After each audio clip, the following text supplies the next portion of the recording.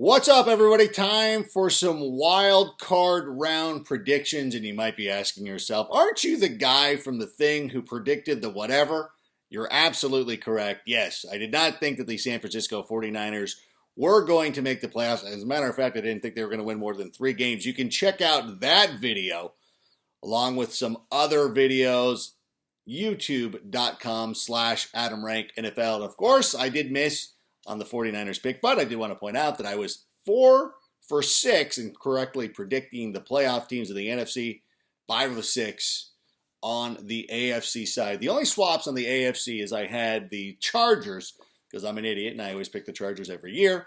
But anyways, and on the NFC side, they had the Bears instead of the Vikings, and of course the Rams instead of the San Francisco 49ers. But none of that matters now, because we're going to get into some predictions and we will break these down game by game. And let's start with our traditional Saturday opener. It seems that every season, the Houston Texans play host to somebody on the wild card weekend. And of course, this year it'll be the Buffalo Bills in a game that I'm actually really I know I'm saying actually like I'm surprised, but I'm really looking forward to what we're going to get out of the Houston Texans and the Buffalo Bills. To me, this is actually one of the toughest ones to call. And when you look at it, both teams are very even. Both got great young up-and-coming quarterbacks. Defensively, I think Buffalo probably has a little bit of an advantage. But here's the thing. The Bills' defense ranked 4th in the NFL in pass defense this season. But you know what? The thing is, history says that might not be to their benefit, because Deshaun Watson is, and let me check my notes. Yes, he's 5-0 in his career against teams that finished the season with a top 5 ranking in pass defense, which of course the Buffalo Bills do have. And so you look at Deshaun Watson, that's a little bit of an advantage. DeAndre Hopkins has scored a touchdown in each of his 3 career games against the Bills, but Tre'Davious White is going to be a tough matchup for him this week. He has not allowed a single touchdown pass in coverage this entire season, which means it's going to come down to a lot of the periphery wide receivers for the Houston Texans, and they've been battling some injuries. I think that when Will Fuller is healthy and ready to go, he is one of the best in the game. They've gotten some contributions out of Kenny Stills as well, and of course, a lot of the big news in this game will be centered around J.J. Watt, who will be returning from a torn pectoral muscle injury. 69 days, that's right, I know, I had to say that. 69 days since he left, and in his absence, the Houston Texans allowed an average of 85 rushing yards per game, 4.1 yards per carry I've got that absolutely backwards. That's what they were averaging when Watt was with the team. When he was out, this is what's interesting to note here. The Houston Texans allowed an average of 156 yards, make it 157 rushing yards per game, and an average of 5.3 yards per carry. And so this could be a huge thing if J.J. Watt can come back and be ready to go and get that team back to being able to stop the run, then that could be pretty good. And you know what? That is going to be the reason why I take the Houston Texans in this one. We've seen the Texans fail before. I like a lot of what Buffalo is doing. I think that they've made a lot of great strides this season. I think that they are very close to usurping the New England Patriots, and we say that a lot. But give me the Houston Texans in this one. I will go with the home team. And let's go to the Titans and the Patriots. And I know a lot of Titan fans are like, you picked us to go 3-13, which is absolutely the case.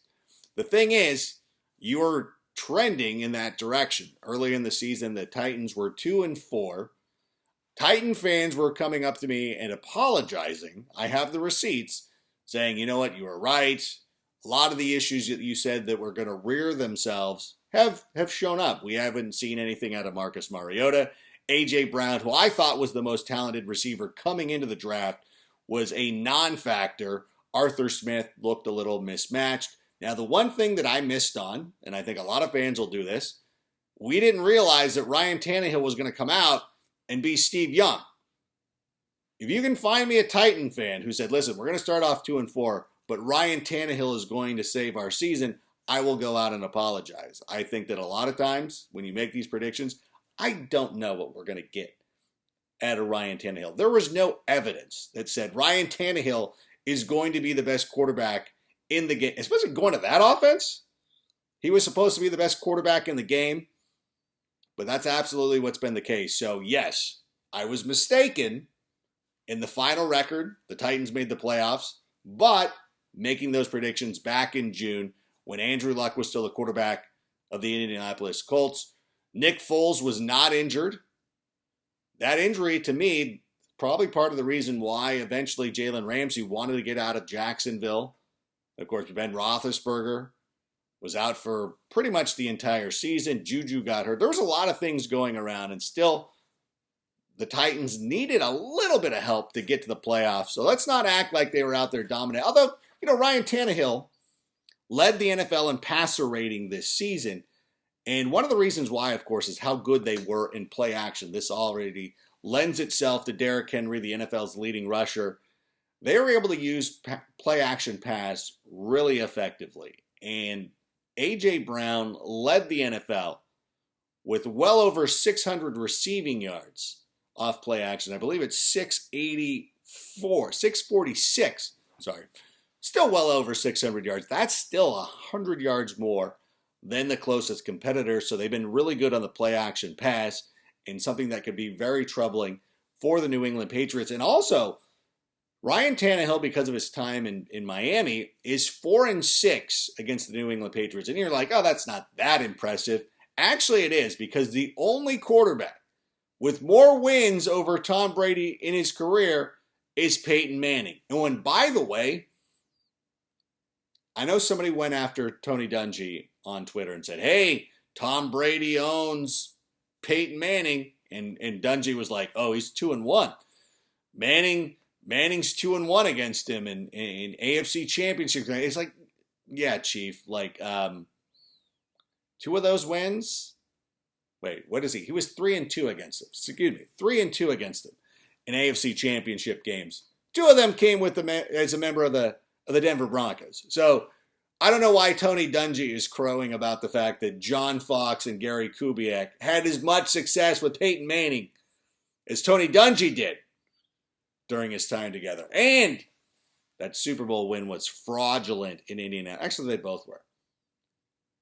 But yeah, he's 4-6 against Brady. That's amazing. Now, the Patriots are playing in the wild card round for the first time since 2009. And they had the NFL's #1 scoring defense and total defense. And as a matter of fact, the last time the Patriots reached the playoffs in the wild card round in 2009, they lost to the Baltimore Ravens 33-14 in a game that was an absolute disaster, and everybody was ready to bury the franchise at that point. It had come a couple of years after that famed 16-0 season. So everybody was writing the Patriots off after that loss, and since that time, they've gone out. And I would say that they've done pretty well for themselves. So it is interesting to note as well that the Patriots have never reached the Super Bowl while playing in the wild card round. So if they make it that far, this will be a first for them, and they will be going against, obviously, the team with the NFL's leading rusher, the NFL's leader in the passer rating. But in the 3 instances that a team has had the passing leader in passer rating, the rushing leader, none of those teams made it out of the divisional round. So history is not on the side of the Tennessee Titans, but that's divisional round. That's not wild card round. So I am actually going to pick the Tennessee Titans, which to me is starting to sound an awful lot like the hipster pick. Everybody, it seems, is on the side of the Tennessee Titans this week. And I know Titan fans are going to be upset. They're like, oh, don't jump on the bandwagon now. Like, listen, my thing is not here to jinx anybody. It's to give you my opinion. I think that the one place where the Patriots defense has struggled is stopping the run. And of course, again, going back to that play action, I expect huge games out of A.J. Brown. Even if they find a way to stop Derrick Henry, they're going to be victimized through the air with A.J. Brown. So I don't want to say it. I actually don't mind the Patriots. I'm one of the few people, I believe, in the world who doesn't hate when the New England Patriots are out there winning or doing anything like that. Give me the Tennessee Titans in this one. I'm sorry. Sorry to all you Titan fans who are going to be upset with me for making the pick. But I got to pick who I think is the best team to win. Now let's move to the Sunday games. Now I think this is the second time in 3 years that the two AFC games are on one day, the NFC games are on the other day. I kind of like that better. I think that's kind of a nice way to mix and match that. That Saturday night game should be pretty good. And every year my buddy Tim has his birthday party on Wild Card Weekend. And normally a lot of people like for me, it's cool because I will listen to, well, now that I've got the all new NFL Fantasy app, I can watch the game on our way out to wherever the hell he lives, Castaic Lake or where Magic Mountain is, wherever that place is. So I'll be able to sit there and watch it on the drive up. And of course, something crazy will happen. Of course, the night game. His mother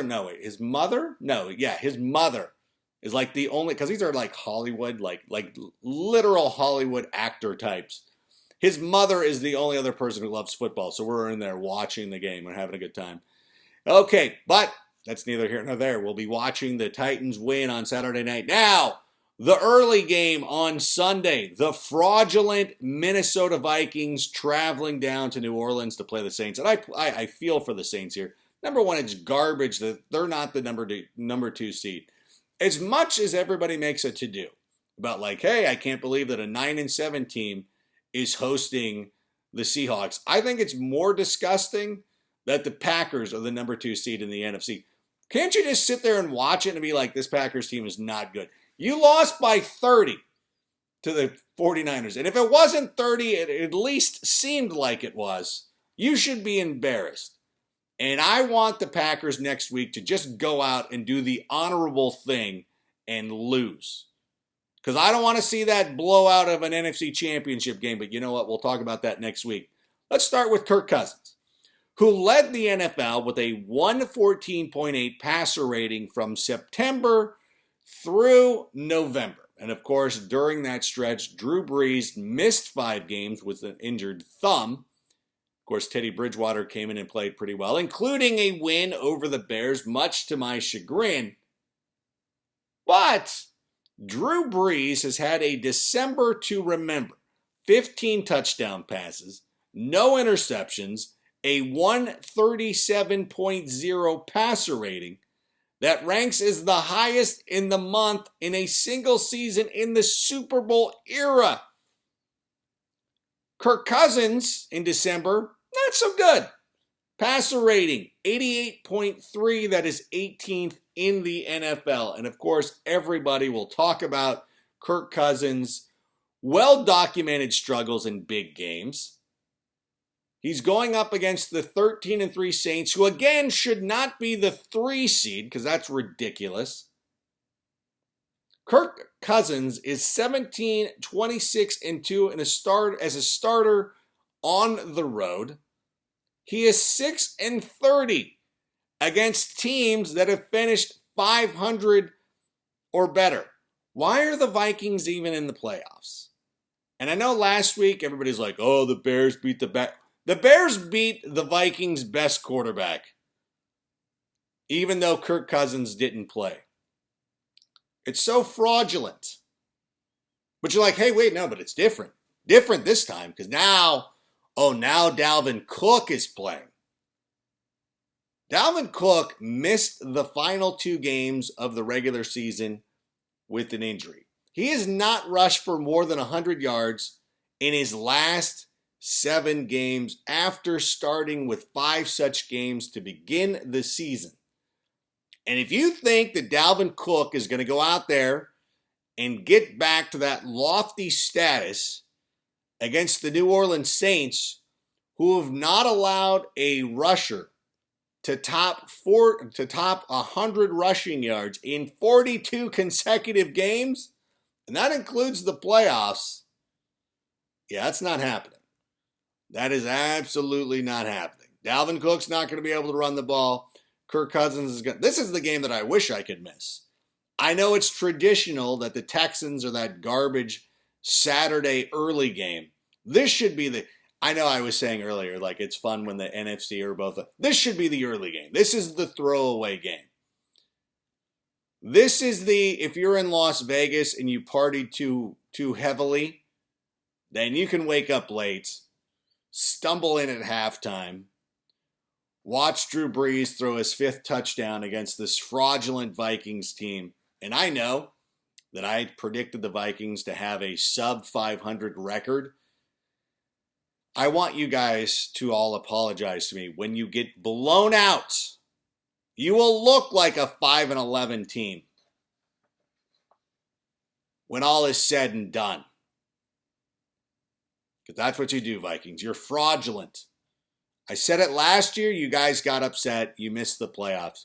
You're going to wish that you missed the playoffs this season. It'll be interesting because last year the Bears obviously were ushered out when they had a double doink. That is a gut-wrenching thing, at least for you Vikings fans.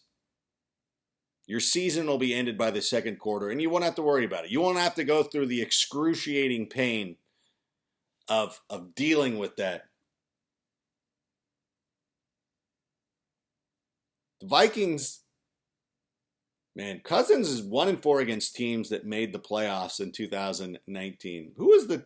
He's 9-1 against the other teams. Who was the team that he lost to? Did they lose to the Lions or something? Anyways, obviously, give me the Saints in that game. The Seahawks and Eagles have fought through this season with clipped wings.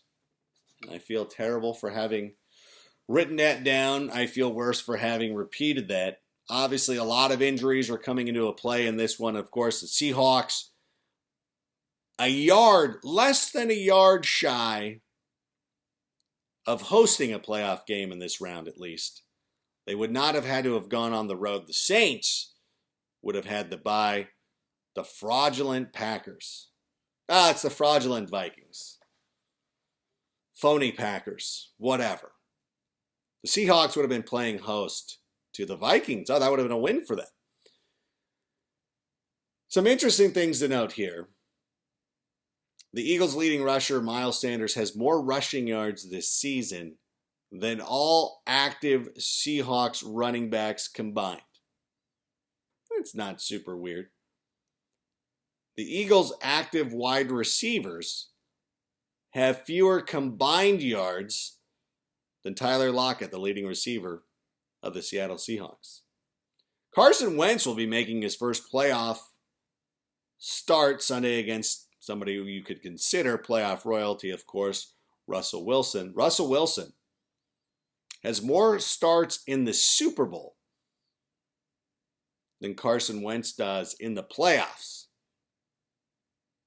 So there's a lot of history on the side of Russell Wilson.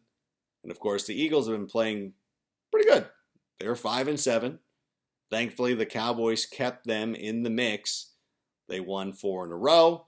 They earned the NFC East title. They went out and they won it. And I know you can talk about records and should these division winners be well, your division winners should be able to host a playoff game. We could just do without wild cards. If it was up to me, we would get rid of, do we need the Vikings in the playoffs? We most certainly do not. I think that you could allow for one wild card team. Yeah, you have a situation like you do in Seattle right now with a team that's pretty good, and you're like, okay, they'll be the team. Because that's the way it used to be. It used to be 4 teams, so you have, you have 3 divisions. 3 division winners, 1 wild card, that would be the thing. That would be the thing for me. That's the way that I would do it, but you know what? That's not how we make money. We make money off extended playoffs. We're not necessarily rewarding the best teams for the regular season, but we're making more money, which is good for me because this is how I make my money. So, okay, yeah, why am I biting the hand that feeds me? Let's have 13 teams in the playoffs. Odd number, I know. It'd be weird. But anyways, here's the thing, though. Russell Wilson is 7-0 in games in the Eastern time zone since 2018. His passer rating, 128.0. He's had 15 touchdown passes in those starts, 1 interception, and of course they won their Super Bowl title at MetLife Stadium in New Jersey. Here's my thing, though, And in handicapping this game, I think that everybody is going over the top with Seattle. They're the better team. They're the better record. There's a lot of things going on that say, yes, Seattle is a great team. They have a better record. But, you know what? I do believe that not having the consistent running game is going to come back to bite them in this one. The strength of the Eagles' defense is in stopping the run. And I think when you get into a situation, and we're dealing with human beings here. We can sit here and we can go through all the stats that we went through, and there's a lot of fun little nuggets that I just presented to you. But the thing that stands out to me is that when you're a yard away from winning your division and you don't get it done, that is so deflating. And the Eagles are playing with house money. They are very similar to where they were a couple of years ago when they went on to win the Super Bowl. Now, I'm not by any stretch of the imagination saying that they are going to win the Super Bowl. But what I will say is this is a perfect setup for them once again to emerge victorious in the first round of the playoffs. If they were playing, if the Eagles were playing the Saints, this would be a blowout. But I think the Seahawks, and the way the Seahawks always seem to play these close games, that lends itself to the perfect opportunity for the Eagles to go out and steal a win. So there it is. I'm going to pick the Eagles in this one. So to recap, I got the Texans and the Titans. I've got the Saints. I've got the Eagles. I am very confident that I will return next week to make these picks with a 1-3 mark. That's just the way it works for me. But you know what? If I'm picking these games and I'm trying to do it as objectively as possible, going through the stats as much as possible, pointing out to you where I think there can be some deficiencies, I think this is setting up to be a pretty fascinating wild card weekend. I think that a lot of times outside of the Saints and Vikings games, either of these contests could go in either direction. But I do believe that this is going to be one of the more exciting wild card weekends. So I hope you go out there and enjoy it. And thanks everybody who has followed along. I know we usually do waiver wire picks and anything like this. And of course, anybody who's listening to this as part of the Adam Rank podcast, do want to thank you. Make sure you subscribe or listen. Most of these live streams will be available on YouTube in the future. So you can also check those out there and see my pretty face if you're like, I need to see Rank's face or anything like that. But good luck to everybody who's playing DFS. If you're playing the NFL Playoff Challenge, that's a lot of fun as well. Make sure you go out and you do that. And so we appreciate you. Big thanks to Mitch Hine, the man who helps put this together. He's the guy who cobbles all of this and gets this available to you. If you're, again, listening to us via Apple Pod, Google Play, Stitcher, the iHeartRadio app, we thank you for doing that. And I'm going to stretch it out for another. No, I'm just kidding. Anyways, thanks so much, everybody. Good luck. Have fun. See you next week.